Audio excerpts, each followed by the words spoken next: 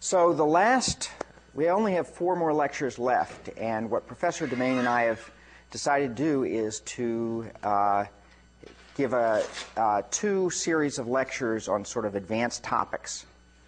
And so today and Wednesday, we're going to talk about parallel algorithms, algorithms where you have more than one processor whacking away on your problem. And this is a very hot topic right now because all of the chip manufacturers are now producing so-called multi-core processors, where you have more than one processor per chip. And so knowing something about that is good. The second topic we're going to cover is going to be caching, and how you design algorithms for systems with cache. Right now, we've sort of programmed everything as if it were just a single level of memory, and that's not, for some problems, that's not entirely realistic model. You'd like to have some model for how the caching hierarchy works and how you can take advantage of that. And there's been a lot of research in that area as well. So, so both of those actually turn out to be my area of research. So this is actually fun for me. Actually, most of it's fun anyway. But so today we'll talk about parallel algorithms.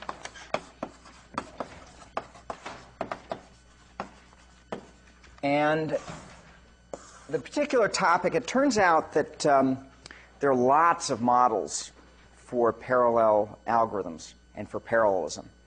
And that's one of the reasons that whereas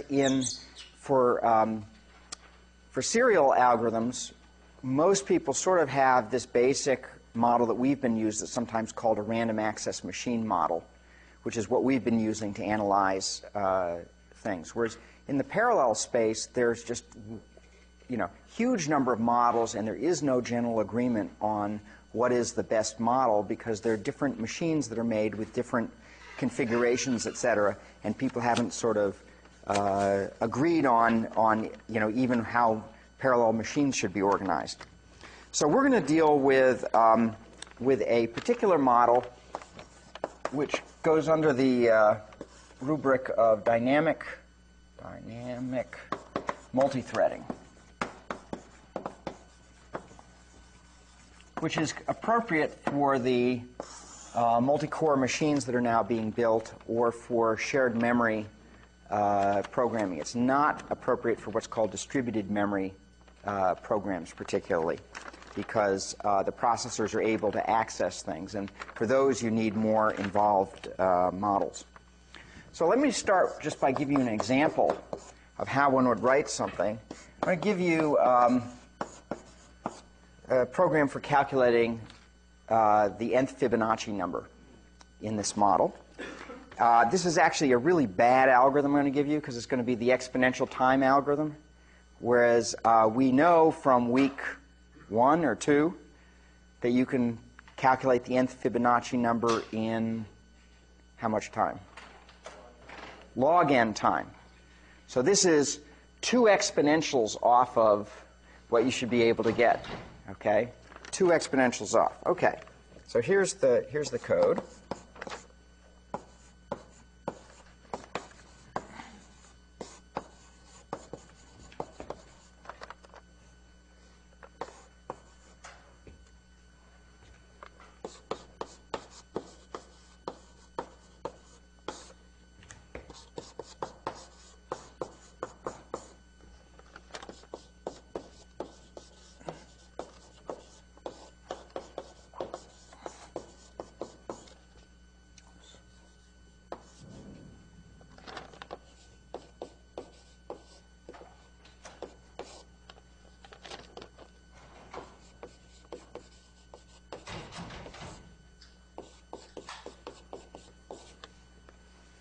Okay, so this is essentially the code the pseudocode we would write. Let me just explain a little bit about. We have a couple of keywords here we haven't seen before, in particular spawn and sync. Okay, so spawn. This basically says that the subroutine that you're calling, you use it as a keyword before a subroutine.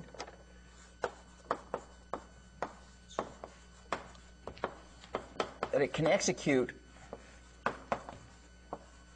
at the same time as its parent.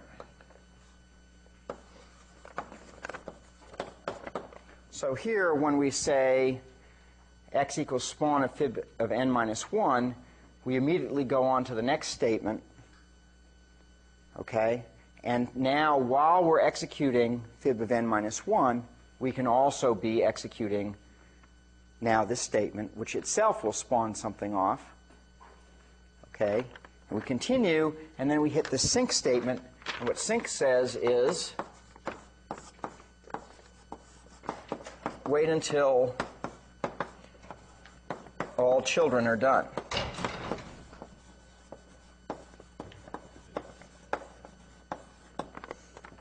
Okay, so it says, once you get to this point, you got to wait until everything here has completed before you execute the x plus y, because otherwise you're going to try to execute the calculation of x plus y without having computed it yet. Okay? So that's the basic structure. What this described, notice in here we've never said how many processors or anything we're running on. Okay? So this actually is just describing logical parallelism.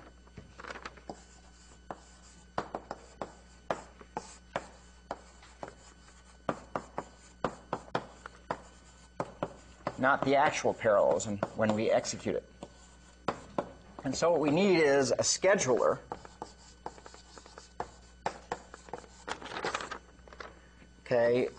to determine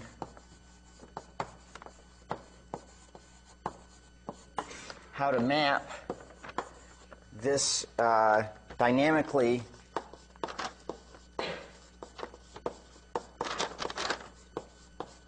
unfolding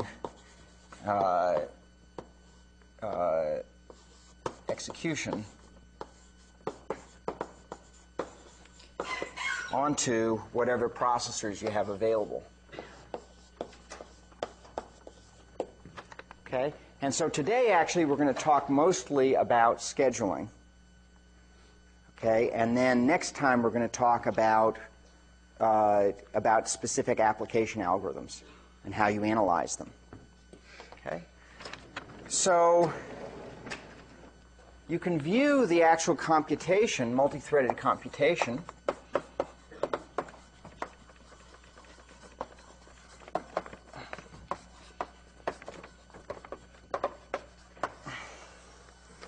if you take a look at the parallel instruction stream,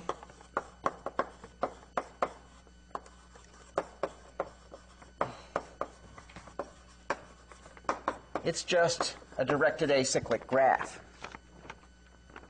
Okay?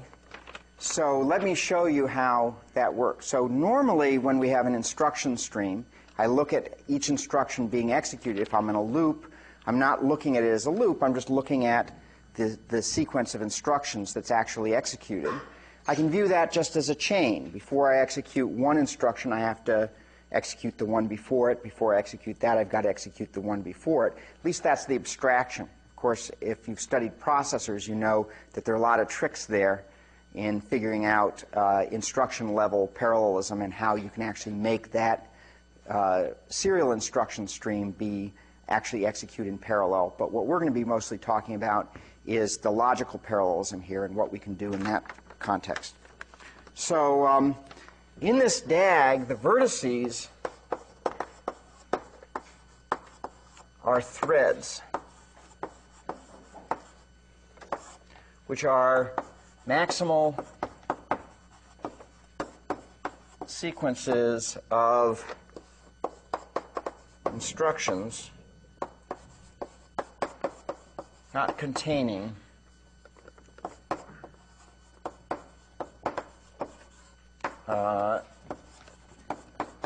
parallel control. And by parallel control, I just mean spawn, sync, and return from a spawned procedure. So let's just mark so the vertices are threads, so let's just mark what the vertices are here. okay, what the threads are here. So when we enter the function here, we basically execute up to the point where basically here, let's call that thread A, where we're just doing the sequential execution up to either returning or starting to do the spawn of fib of n minus 1. So actually thread A would include the calculation of n minus 1 right up to the point where you actually make the subroutine jump. That's thread A. Thread B would be the stuff that you would do executing from fib of, B would be from the, right, we go up to the spawn. So we've done the spawn. I'm really looking at this. So B would be up to the spawn of y. Okay, spawn of fib of n minus 2 to compute y. And then we'd have essentially an empty thread, so I'll ignore that for now. But really, then we have after the sync up until the point that we get to the return of x plus y. So basically, we're just looking at maximal sequences of instructions that are all serial. And every time I do a parallel instruction, okay, a spawn or a sync or return from it, that terminates the current thread. Okay, so we can look at that as a bunch of small threads. So those of you who are familiar with threads from Java threads or from a POSIX threads, okay, so-called P threads, those are sort of heavyweight static threads. This is a much lighter weight notion of thread, okay, that we're using in this model. Okay, and so those are the vertices, and now let me map out a little bit how this works so we can see where the edges come from. So let's imagine we're executing fib of 4. So I'm going to draw a horizontal oval. That's going to correspond to the procedure execution. And in this procedure, there are essentially 3 threads. We start out with A, so this is our initial thread.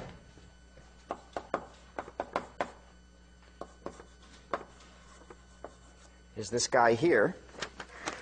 And then when he executes a spawn, okay, he's going to execute a spawn. We're going to create a new procedure, and he's going to execute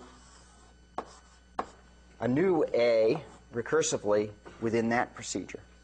But at the same time, we're also going to be now allowed to go on and execute B in the parent. We have parallelism here when I do a spawn. Okay, and so there's an edge here. This edge we're going to call a spawn edge. Okay, and this is called a continuation edge, because it's just simply continuing the procedure execution. Okay. Now at this point, this guy, we now have 2 things that can execute at the same time. Once I've executed A, I now have 2 things that can execute. Okay. So this one, for example, may spawn another thread here. Oh, so this was fib of 3, right? And this is now fib of 2. Okay, so he spawns another guy here, and simultaneously he can go on and execute B here, okay, with a continue edge. And B, in fact, can also spawn at this point.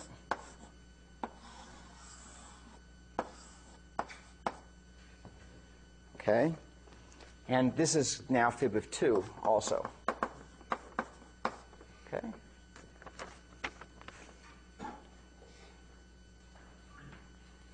And now, at this point, we can't execute C yet here, even though I've spawned things off. Okay? And the reason is because C won't execute until we've executed this sync statement, which can't occur until A and B have both been executed. Okay? So he just sort of sits there waiting. Okay, and a scheduler can't try to schedule him, or if he does, then nothing's going to happen here. Okay, so we can go on. Let's see. Let me just let's see. Here we could call fib of 1. Fib of 1 is only going to execute an A statement here. Okay, of course can't continue here, because A is the only thing. When I execute fib of 1, if we look at the code, it never executes B or C. Okay? And similarly here, this guy here could do fib of 1. Actually, I've got to do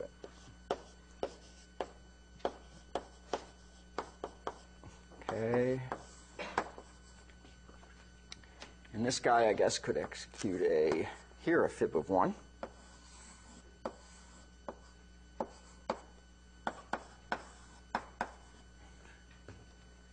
Okay, and maybe now this guy calls his another fib of 1, and this guy does another one. This is going to be fib of 0, right? Keep drawing that arrow to the wrong place.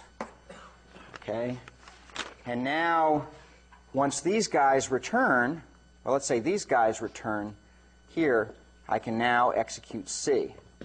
But I can't execute them until both of these guys are done and that guy is done. So you see that we get a synchronization point here before executing C. Okay? And then similarly here, now that we've executed this and this, we can now execute this guy here. And so those returns go to there. Likewise here, this guy can now execute his C. And now once both of those are done, we can execute this guy here. And then we're done. This is our final thread. So, oh, I should have labeled also that when I get one of these guys here, that's a return edge. So the three types of edges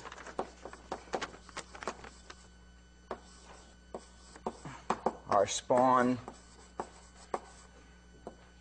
return, and continuation.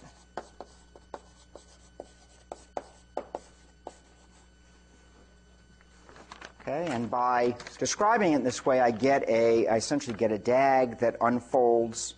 So rather than having just a serial execution trace, I get something where, I have still some serial dependencies. There's some things that have to be done before other things, but there are also things that can be done at the same time.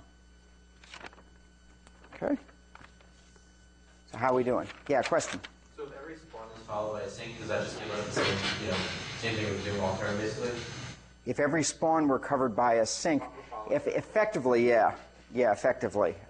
There's actually a null thread that gets executed in there, which I haven't bothered to show.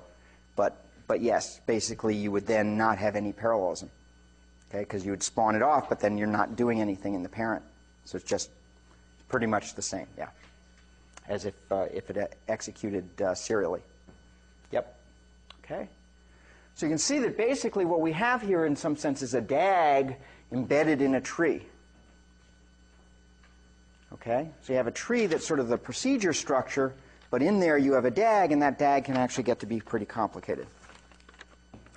Okay, now what I want to do is, now we understand that we've got an underlying DAG, I want to switch to trying to study the performance attributes of a particular DAG execution. So looking at performance measures.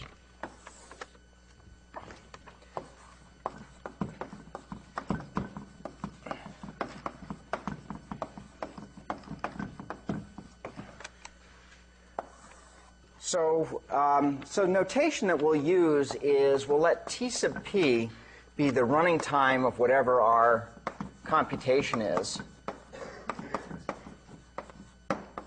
on P processors.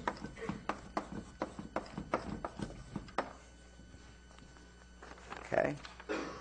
So TP is how long does it take to execute this on P processors? Now, in general, this is not going to be just a particular number, okay, because I could have different scheduling disciplines would lead me to get different numbers for TP, okay? But when we talk about the running time, we'll still sort of use this notation, and I'll try to be careful as we go through to make sure that there's no confusion about what that means in context. There are a couple of them, though, which are fairly well defined. One is, based on this, one is T1. So T1 is the running time on one processor. Okay? So if I were to execute this on one processor, you can imagine it's just as if I had just gotten rid of the spawn and sinks and everything and just executed it. That'll give me a particular running time. And we call that running time on one processor the work. It's essentially the serial time. Okay, so when we talk about the work of a computation, we just mean essentially its serial running time. Okay? The other measure that ends up being interesting is what we call T infinity. Okay? And this is the critical path length.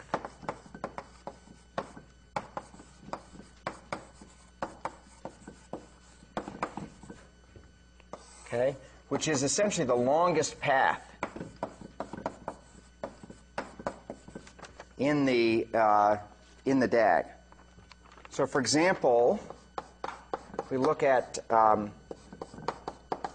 fib of 4, this example, it has T of 1 equal to, so let's assume we have unit time threads. I know they're not unit time, but let's just imagine, for the purposes of understanding this, that every thread cost me 1 unit of time to execute. What would be the work of this particular computation? 17, right. Okay, because all we do is just add up 3, 6, 9, 12, 13, 14, 15, 16, 17. So the work is 17 in this case, if it were unit time threads. In general, you would add up how many instructions or whatever were in there. Okay? And then T infinity is the longest path. So this is the longest sequence. It's like if you had an infinite number of processors, you still can't just do everything at once because some things have to come before other things. But if you had an infinite number of processors, as many processors you want, what's the fastest you could possibly execute this?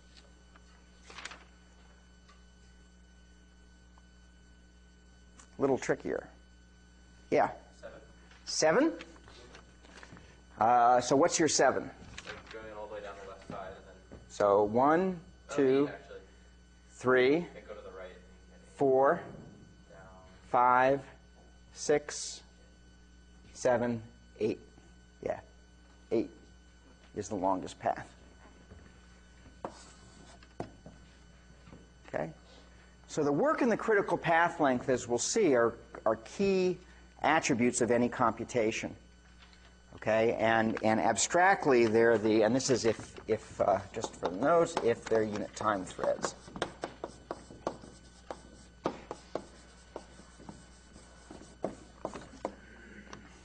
Okay? So we can use these two measures to derive lower bounds on TP for P that fall between 1 and infinity. Okay?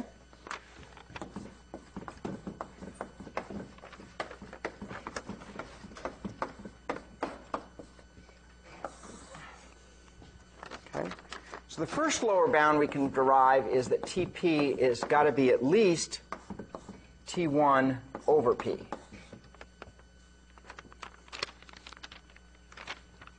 Okay, so why is that a lower bound? Yeah. That would be if we executed all of the threads then. If I have P processors, Dependent on previous result. yeah. Split it up between the P processors. Okay, and why would I have this lower bound? Because that would be using all the processors constantly. Okay, yeah, you got the right idea. Okay, so but can we be a little bit more articulate about it? So that's right. So you're using all the you want to use all the processors. If you could use all the processors, why couldn't I use all the processors though and have TP be less than this? Why does it have to be at least as big as T1 over P? Just asking for a little more precision in the answer. You've got exactly the right idea, but need a little more precision if we're going to persuade the rest of the class that this is the lower bound. Yeah. Is that if you serialize it, you will be able to solve the answer using less work than you could? Yeah, that's another way of looking at it. If you were to serialize the computation, okay, so whatever things you execute on each step, you do P of them, and so if you serialized it somehow, then it would take you P steps to execute one step of a P-way, a machine with P processors. So then, okay, yeah, okay, be a little more precise, David. If it takes less than T1 over P time, then since there's at most P units of work being done per unit of time, then it would be less than T1 over P times P equals T1. Yeah, good. So let me just state this a little bit. So P processors. So what are we relying on? P processors can do at most P work in one step, right? So in one step, they do at most P work. Can't do more than P work. And so if they can do at most P work in one step, then if the number of steps was in fact less than T1 over P, they would be able to do more than T1 work in P steps. And there's only T1 work to be done. Okay?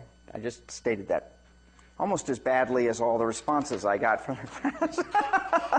Okay. P processors can do at most P work in one step, right? So if there's T1 work to be done, the number of steps is going to be at least TP, is going to be at least T1 over P. Okay? There we go. Okay, it's not that hard. It wasn't that hard. It's just like I got a certain amount of, I got T1 work to do. I can knock off P, at most P on every step. How many steps? Just divide. Okay? So it's going to have to be at least that amount. Okay, good. The other bound, lower bound, is TP is greater than or equal to T infinity.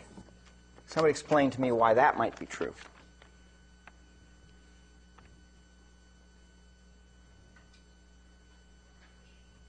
Yeah. If you have infinity processors, you also have P processors. Yeah, if you have an infinite number of processors, you also have, you have P. So if you could do it in a certain amount of time with P, you can certainly do it in that time with an infinite number of processors. Okay, this is in this model where there's lots of stuff that this model doesn't model, like communication costs and interference and all sorts of things. But in this simple model, okay, which actually in practice works out pretty well, okay, this is, you're not going to be able to do more work with P processors than you are with an infinite number of processors.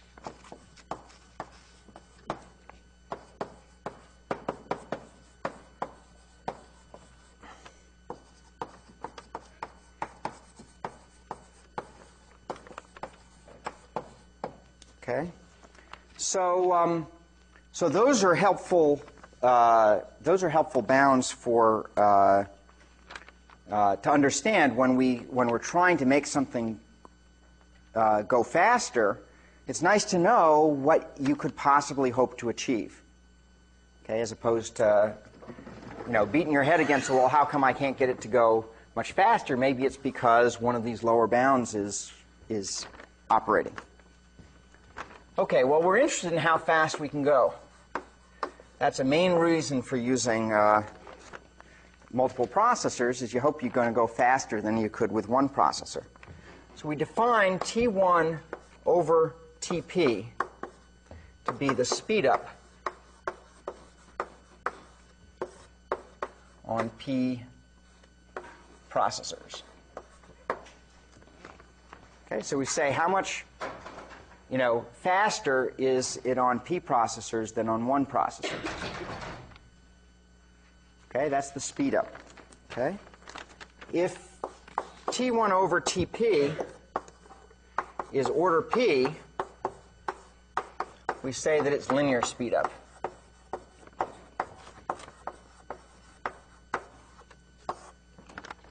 Okay, in other words, why? Because that says that it means that I've thrown P processors at the job, I'm going to get a speed up that's proportional.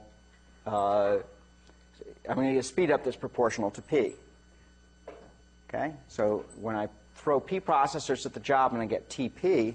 If that's order P, that means that in some sense my processors each contributed within a constant factor its full measure of support. If this, in fact, we're equal to P, we call that perfect linear speed up. Okay, so, but here we're looking at giving ourselves, for theoretical purposes, a little bit of a constant buffer here, perhaps. Okay, if T1 over Tp is greater than P, we call that superlinear speed up.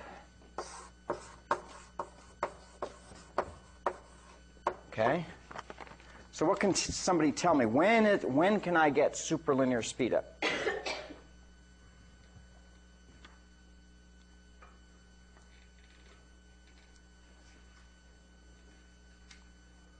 When can I get superlinear speed up? Never. Okay, why never?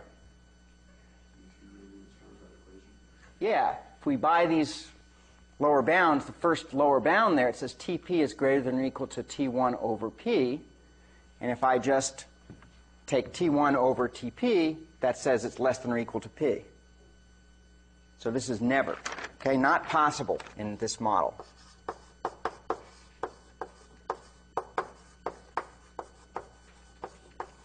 Okay, there are other models where it is possible to get superlinear speed up due to caching effects and things of that nature. But in this simple model that we're dealing with, not possible to get superlinear speed up.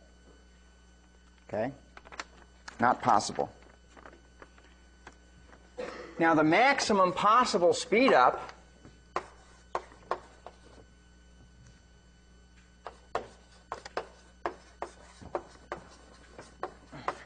given some amount of work and critical path length is what? What's the maximum possible speed up I could get? Over any number of processors. What's the maximum I could possibly get?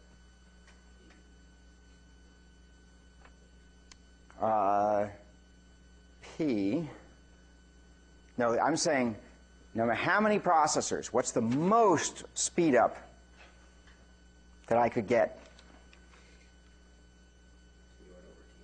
T1 over T infinity. Because this is the, okay, so T1 over T infinity is the maximum I could possibly get. Okay, if I threw an infinite number of processors at the problem, that's going to give me my biggest speed up. Okay?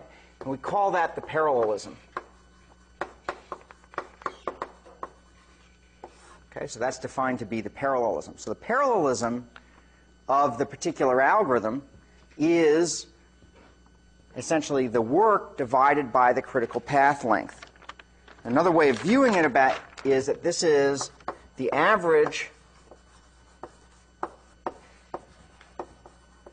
amount of work that can be done in parallel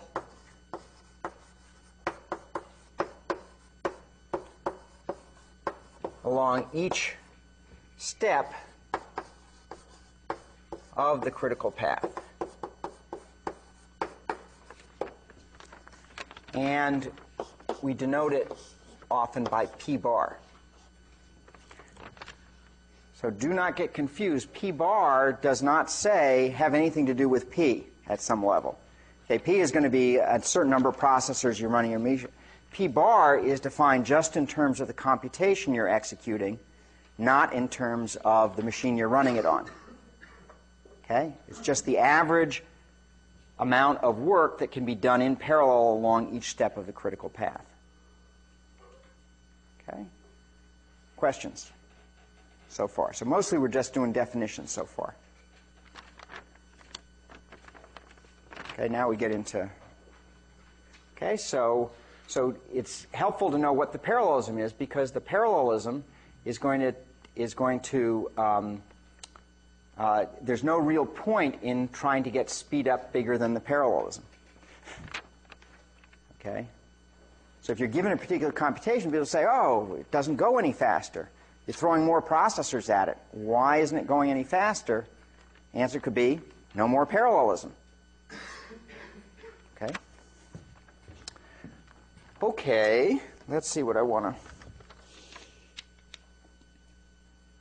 Yeah, I think we can erase the example here. We'll talk more about this model. Mostly now we're just going to talk about DAGs.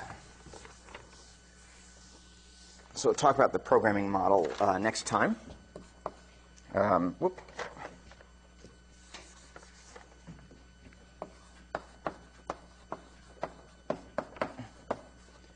So let's talk about scheduling. The goal of the scheduler is to map the computation to P processors. And this is typically done by a runtime system, which, if you will, is an algorithm that is running underneath the language layer that I showed you. Okay, so the programmer designs an algorithm using spawns and sinks and so forth. Okay, then underneath that, there's an algorithm that has to actually map that executing program onto the processors of the machine as it executes. And that's the scheduler. Okay, so it's done by the language runtime system typically. Okay, so it turns out that online schedulers, let me just say they're complex. Okay, they're not necessarily easy things to build. Okay, they're not too bad actually, but we're not going to go there because we only have 2 lectures to do this. Instead, what we're going to do is we'll illustrate the ideas using offline scheduling.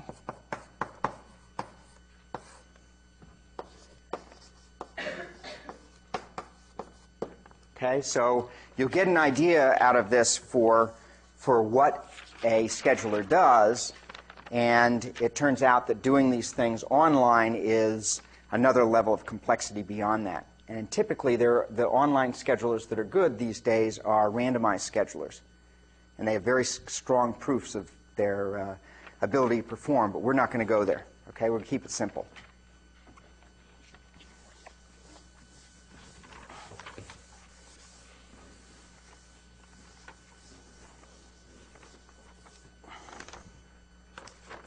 And in particular, we're going to look at a particular type of scheduler called a greedy scheduler.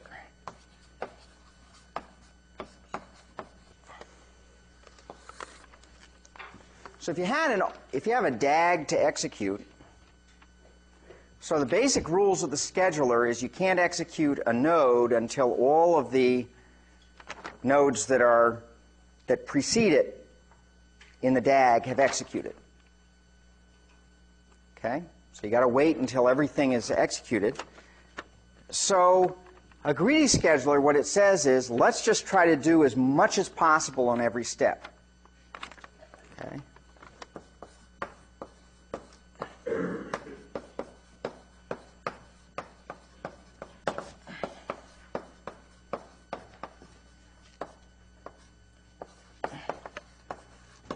In other words, it says, I'm never going to try to guess that it's worthwhile delaying doing something. If I can do something now, I'm going to do it. And so each step is going to correspond to one of be one of two types.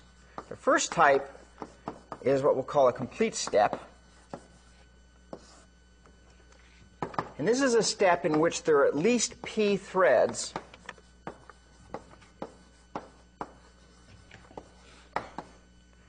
ready to run. And I'm executing on p processors.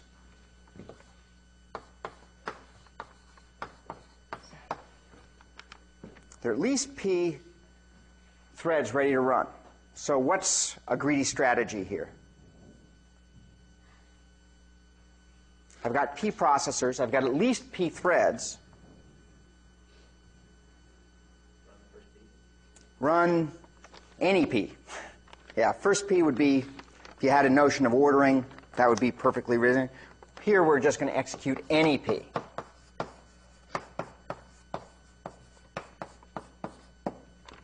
We might make a mistake there because it might actually, there may be a particular one that if we execute now, that will enable more parallelism later on. We might not execute that one. We don't know. Okay? But basically what we're going to do is just execute any p willy-nilly. So there's some, if you will, non-determinism in this step here because which one you execute may or may not be a good choice. Okay. The second type of step we're going to have is an incomplete step.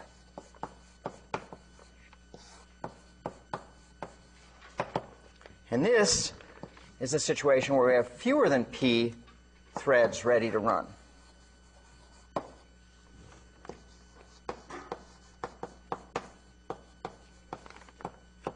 So what's our strategy there?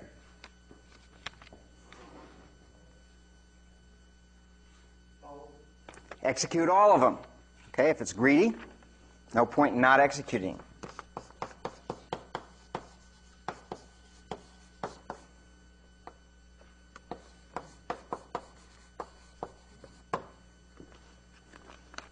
Okay. So if I've got more than p threads ready to run, I execute any p. If I have fewer than p threads ready to run, we execute all of them. So it turns out this is a good strategy. It's not a perfect strategy. In fact, the strategy of trying to schedule optimally a DAG on p processors is NP complete, meaning it's very difficult. So those of you who go on to take 6045 or 6840, highly recommend these courses. And we'll talk more about that in the last lectures. We talk a little bit about what's coming up in the theory engineering concentration. You can learn about NP completeness and about how you show that certain problems, there are no good algorithms for them, okay, that we're aware of, okay, and what exactly that means. So it turns out that this type of scheduling problem turns out to be a very difficult problem to get it optimal. But there's a nice theorem due independently to Graham and Brent. It says essentially a greedy scheduler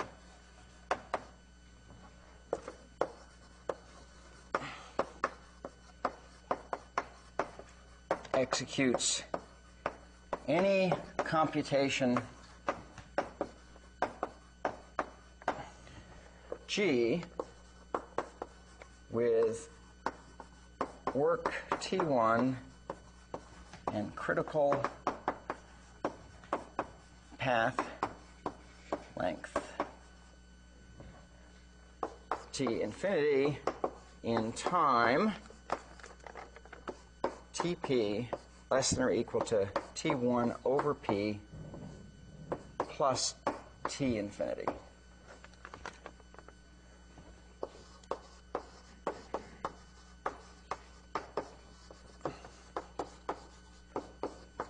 On a computer with P processors. Okay. So it says that I can achieve T1 over P plus T infinity. So what does that say if we take a look and compare this with our lower bounds on runtime, how efficient is this? How does this compare with the optimal execution?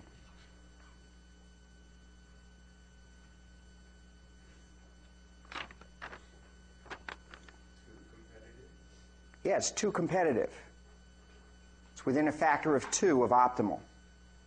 Because this is a lower bound, and this is a lower bound. And so if I take twice the max of these two, twice the maximum of these two, that's going to be bigger than the sum. So I'm within a factor of 2 of whichever is the stronger lower bound for any situation. So this says you get within a factor of 2 of efficiency in scheduling in terms of the runtime on P processors. Okay, everybody see that? So let's prove this theorem. It's quite an elegant theorem. It's not a hard theorem. One of the nice things, by the way, about this week is that nothing is very hard. It just requires you to think differently.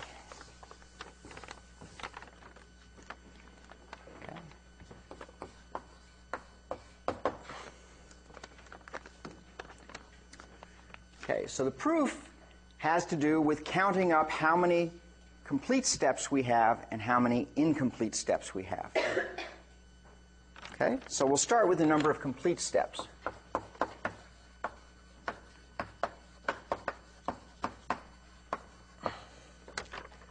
So can somebody tell me what's the largest number of complete steps I could possibly have? Yeah, I heard somebody mumble it back there.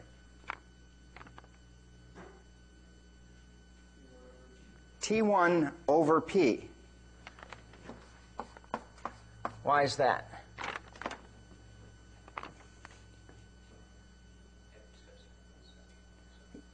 Yeah, so the number of complete steps is at most T1 over P because why? Yeah, once you've had this many, you've done T1 work. Okay? So every complete step, I'm getting P work done. So if I did more than T1 over P steps, there'd be no more work to be done. So the number of complete steps can't be bigger than T1 over P.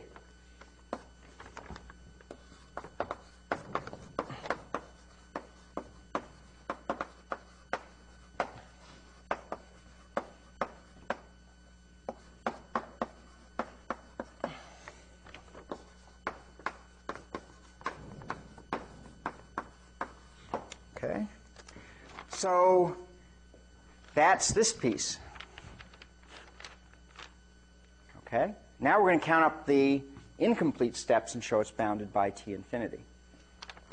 Okay, so let's consider an incomplete step. Let's see what happens.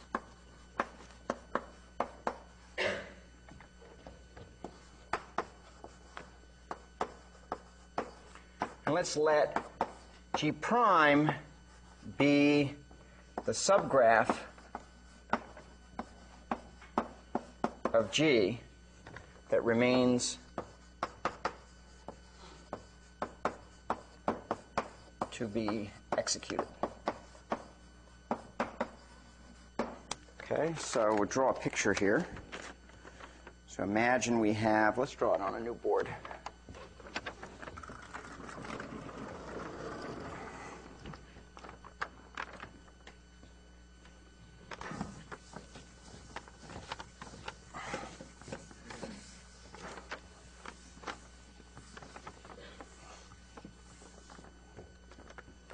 Here we're going to have a graph, our graph G. We're going to do actually P equals 3 as our example here. So imagine that this is the graph G.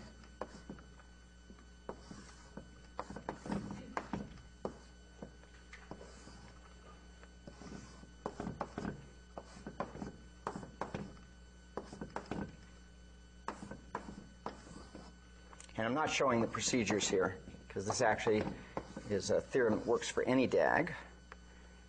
And the procedure outlines are not necessary. All we care about is the threads.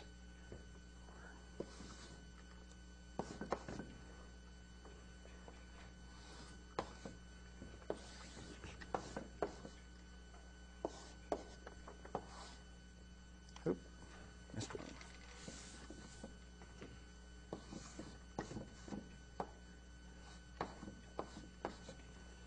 Okay, so imagine that's my DAG, G.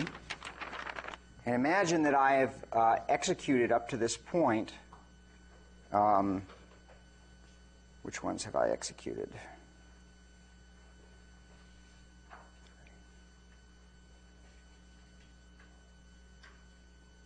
Yeah, I've executed these guys. So the things that are in G prime are just the things that have yet to be executed. And these guys are the ones that are already executed.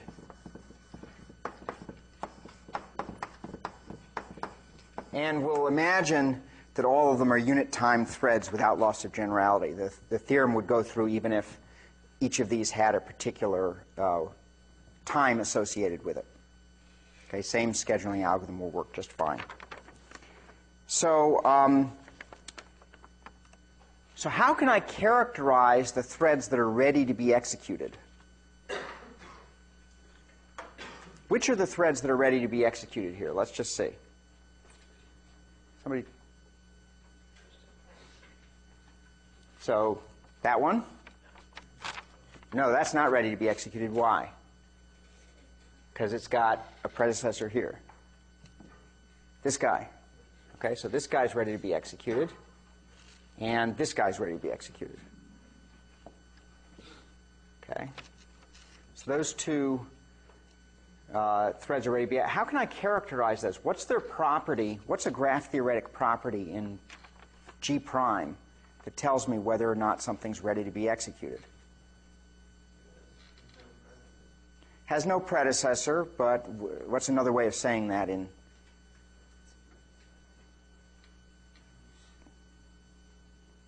It's got no predecessor in G prime. What does it mean for a node not to have a predecessor in a graph? It means its integrity is 0, right? Same thing, okay? So the threads with integrity 0 in G prime are the ones that are ready to be executed. Okay? And if it's incomplete step, what do? I'm going to execute, it says if it's an incomplete step, I execute all of them.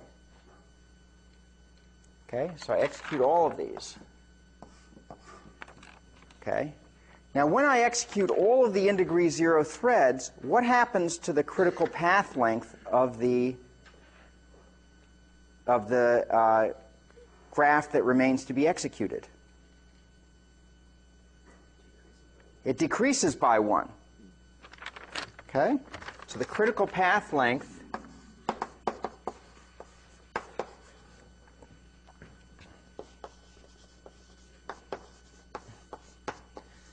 of what remains to be executed, G prime, is reduced by 1. So what's left to be executed on every incomplete step, what's left to be executed always reduces by 1. Notice the next step here is going to be a complete step because I've got 4 things that are ready to go. And I can execute them in such a way that the critical path length doesn't get reduced on that step. Okay? But if I have to execute all of them, then it does reduce the critical path length. Now, of course, both could happen, okay, at the same time. Okay? But any time that I have an incomplete step, I'm guaranteed to reduce the critical path length by 1. Okay? So that implies that the number of incomplete steps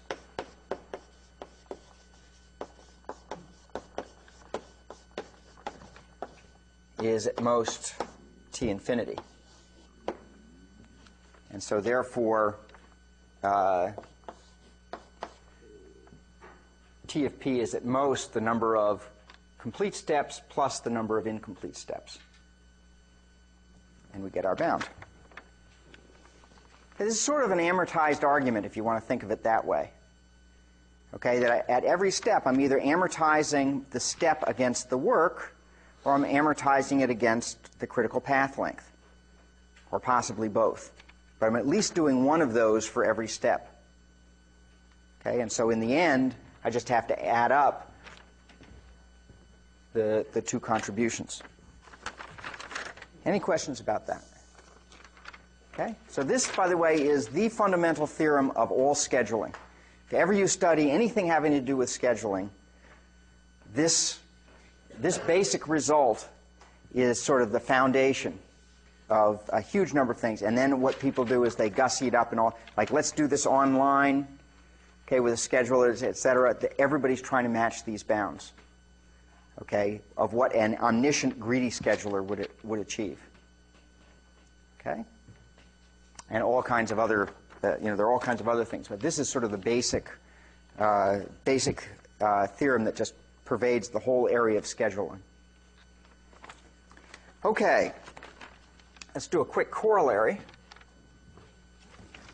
I'm not going to erase those. Those are just too important. I want to erase those. Let's not erase those. I don't want to erase that either. We're going to go back to the top. Actually, we'll put the corollary here, because that's just one line.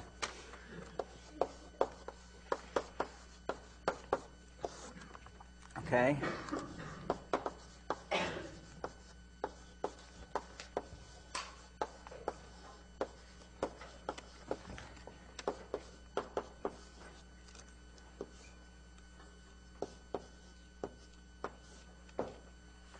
The corollary says you get linear speed up if the number of processors that you allocate, that you run your job on, is order the parallelism. Okay, so greedy scheduling gives you linear speed up if you're running on essentially parallelism or fewer processors. Okay, so let's see why that is. I hope I'll fit this. Okay, so T bar is T1 over T infinity. Okay, and that implies that if P equals order T1 over T infinity, then that says, just bringing those around, T infinity is order T1 over P. So everybody with me? Just algebra. So it says, so this is the definition of parallelism, T1 over T infinity. And so if P is order parallelism, then it's order T1 over T infinity. And now just bring it around, it says T infinity is order T1 over P. So that says T infinity is order T1 over P. Okay? And so, therefore, continue the proof here. Thus, T sub P is at most T1 over P plus T infinity. Well, if this is order T1 over P, the whole thing is order T1 over P.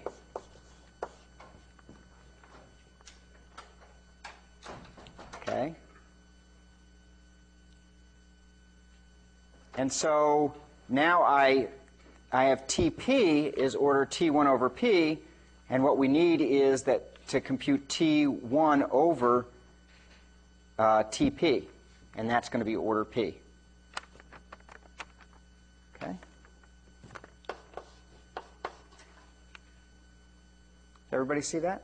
So what that says is that if I have a certain amount of parallelism, if I run essentially on fewer processors than that parallelism, I get linear speed up. if I use greedy scheduling. Okay? If I run on more processors than the parallelism, in some sense I'm being wasteful because I can't possibly get enough speed up to justify those extra processors. So understanding the parallelism of a job says that's sort of a limit on the number of processors I want to have, and in fact I can achieve that. Question? Well, if you're putting an upper bound on the number of processors, then how can you get a theta bound on, well, because the definition of linear speed up is a theta bound. Yeah. And so to use a theta bound effectively, you're assuming that the variable can approach infinity. Yeah, really, in some sense, this is saying it should be omega p. Yeah, so that's fine. It's a question of, so ask again, because... Well, I'm saying that p has to be bounded above because it's almost p bar. Right. And so then theta notation isn't meaningful if it's bounded above. No, it's only if it's bounded above by a constant. It's not, T1 and T infinity aren't constants. They're variables in this. So this is, we're doing multivariable asymptotic analysis. So any of these things can be a function of anything else and can be growing as much as we want. So the fact that we say we're given it for a particular thing, we're really not given that number. We're given a whole class of DAGs or whatever of various sizes is really what we're talking about. So I can look at the growth. Here we're talking about the growth of the parallelism. Sorry, the growth of the of the runtime t sub p as a function of t1 and t infinity. So I am talking about things that are growing here. Okay. Okay. So let's put this to work. Okay. And in fact, so now let's go back to here. Now I'll tell you a little bit of my own research and how we use this in some of the work that we did. Okay, so we've developed a dynamic multi-threaded language called Silk, spelled with a C because it's based on the language C, and it's not an acronym. It's because silk is like nice threads. Okay? And although at one point my students had a competition for what the acronym Silk could mean. And they came up with, the winner, turns out, was Charles's Idiotic Linguistic Kludge. So anyway, if you want to take a look at it, you can find some stuff on it here.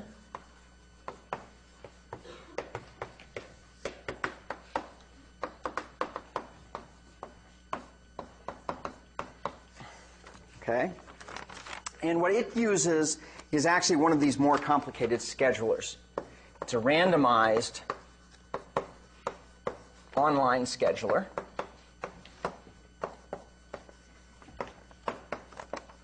Okay.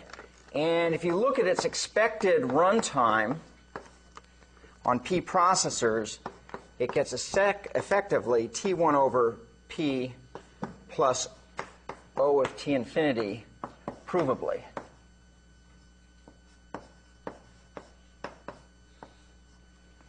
Okay? And empirically, if you actually look at what kind of runtimes you get to find out what's hidden in the big O there, it turns out, in fact, it's T1 over P plus T infinity, with the constants here being very close to 1 empirically. So no guarantees, but this turns out to be a pretty good bound.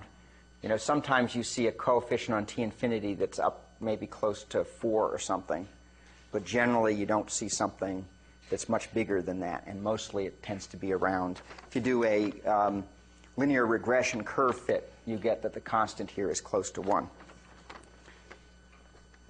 And so you get, with this, you get near perfect if you used this formula as a model for your runtime. You get near perfect linear speed up.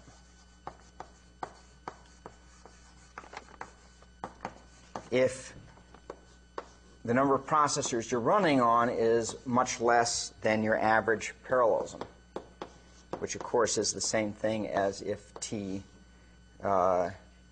infinity is much less than t1 over p. So what happens here is that when p is much less than p infinity, that is, t infinity is much less than t1 over p, this term ceases to matter very much, and you get very good speed up. Okay, in fact, almost perfect speed up. So each processor gives you another processor's work, as long as you're in the range where the number of processors is much less than the number of than the parallelism. Now, with this language, many years ago, what seems now like many years ago, okay, we built a bunch of chess programs.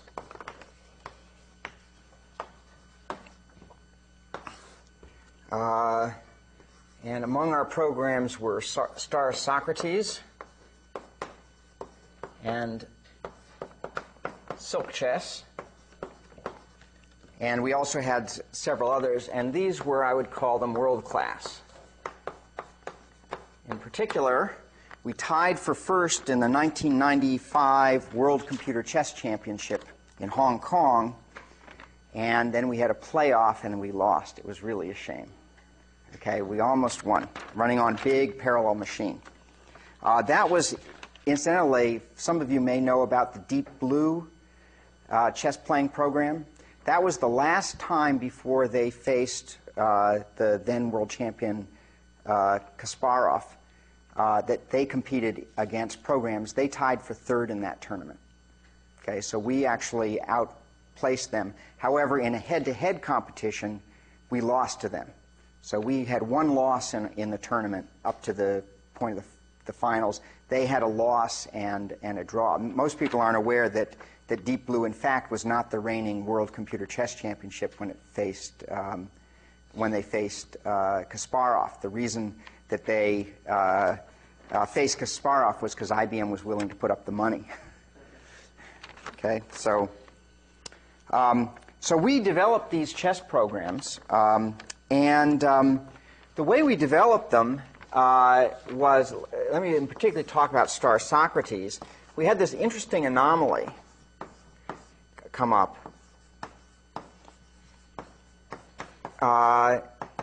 We were running on a 32 processor computer at MIT for development, and we had access to a 512 processor computer for the tournament at NCSA at University of Illinois. So we had this big machine. Of course, they didn't want to give it to us very much, but we had the same machine, just a small one, at MIT. So we would develop on this, and occasionally we'd be able to run on this, and this is what we were developing for on our processor. So let me show you sort of the anomaly that came up. Okay?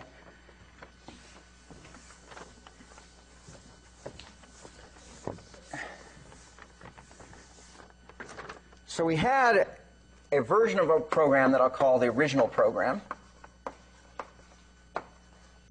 Okay. And we had an optimized program that included some new features that were supposed to make the program go faster. And so we timed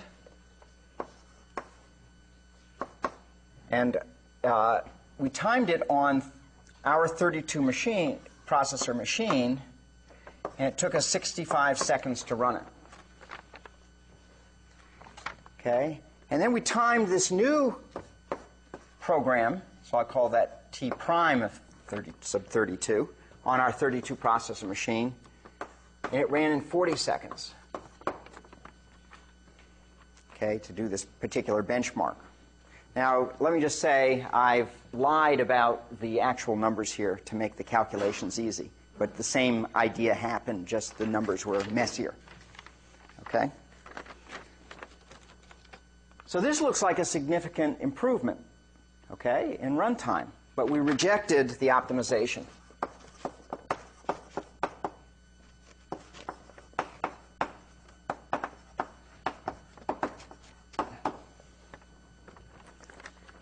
Okay. And the reason we rejected it is because we understood about the issues of work and critical path. And so let me show you the analysis that we did. Okay? So the analysis, it turns out, if we looked at our instrumentation, the work in this case was 2048. And the critical path was 1 second. Whereas over here, with the optimized program, the work was in fact 1024, but the critical path was 8. So if we plug into our simple model here, the one I have up there with the approximation there, I have T32 is equal to T1 over 32 plus T infinity, and that's equal to, well, the work is 2048 divided by 32. What's that? 64. Good. Plus the critical path, 1, that's 65. So that checks out with what we saw. Okay, in fact, we did that, and it checked out. Okay, it was very close. Okay, over here, T prime of 32 is T prime 1 over 32 plus T infinity prime, and that's equal to 1024 divided by 32 is 32 plus 8, the critical path here, that's 40. So that checked out too. So now what we did is we said, okay, let's extrapolate to our big machine. How fast are these things going to run on our big machine?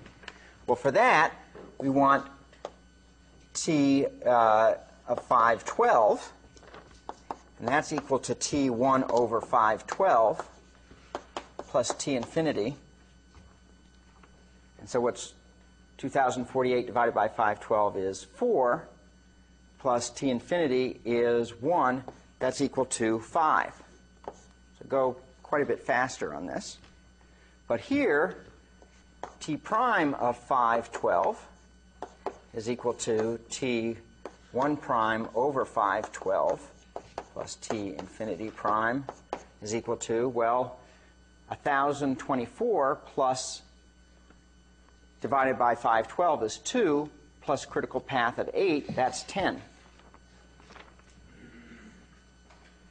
Okay, and so you see that on the big machine, we would have been running twice as slow had we adopted that, quote, optimization. Okay, because we had run out of parallelism, and making the parallelism, this was making the critical path longer, and we needed to have a way of doing it where we could reduce the work. Yeah, it's good to reduce the work, but not if the critical path ends up getting rid of the parallelism that we hope to be able to use during the runtime. So it's twice as slow. Okay, twice as slow. So the moral is that the work and critical path length predict the performance better than the execution time alone. Okay, when you look at scalability. And a big issue on a lot of these machines is scalability. Not always. Sometimes you're not worried about scalability. Sometimes you just care. Had we been running in the competition on a 32 processor machine, we would have accepted this optimization. Would have been a good trade-off. Okay? But because we knew that we were running on a machine with a lot more processors and that we were close to running out of the parallelism, it didn't make sense to be increasing the critical path at that point, because that was just reducing the parallelism of our calculation. Okay, next time, any questions about that first? No? Okay. Next time we're going to now that we understand a model for execution, we're going to start looking at the performance of particular algorithms when we code them up in a dynamic multi-threaded style.